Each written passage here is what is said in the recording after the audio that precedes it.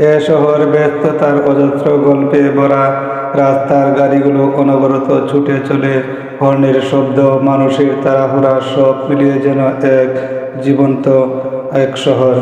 যানজটের মাঝে দাঁড়িয়ে থাকে হাজারো স্বপ্ন। কেউ অফিসে যাচ্ছে, কেউ বাসায় ফিরছে, আবার কেউ নতুন দিনকে জয় করার অপেক্ষায়। এই শহরের ওপর মাথা তুলে দাঁড়িয়ে আছে আকাশ ছোঁয়া বড় বড় বিল্ডিং, যেন বলছে স্বপ্ন দেখো, আরো উঁচুতে উঠো। প্রতি মুহূর্তে চলাচল থামে না কখনো।